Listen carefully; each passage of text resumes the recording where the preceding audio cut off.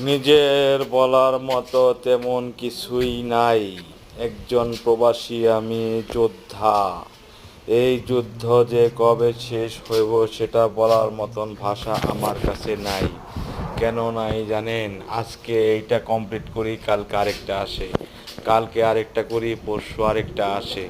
কিন্তু এদিকেও কামাই রুজির অবস্থা খুব একটা বেশি ভালো না।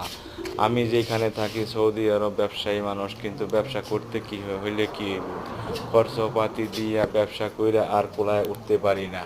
কখন যে কি হয়ে যায় তাও বলতে পারি না। তারপরও চেষ্টা চালিয়ে যাচ্ছি, ভাগ্য যেন একদিন ভালো হয়। কবে ভাগ্য ভালো হবে সেটা আমি জানি না। এটা আমার একটা কাজের একটা অংশ। আমি কার্পেট ধোয়া করি। এই কার্পেটটা আমি ক্লিন করছি, বলতে পারেন কার্পেটটার ধোয়াটা কেমন হয়েছে। পাশাপাশি আমি এই যে কী বলে মাকসালায় কম্বলও ধুলাই করি। দেখেন তো কম্বলটা মাশাআল্লাহ দেখতে কত পরিষ্কার হয়েছে। যাই হোক, আমাদের ভিডিওটা যদি ভালো লাগে লাইক শেয়ার কমেন্ট করে যাবেন, আমাদের পাশে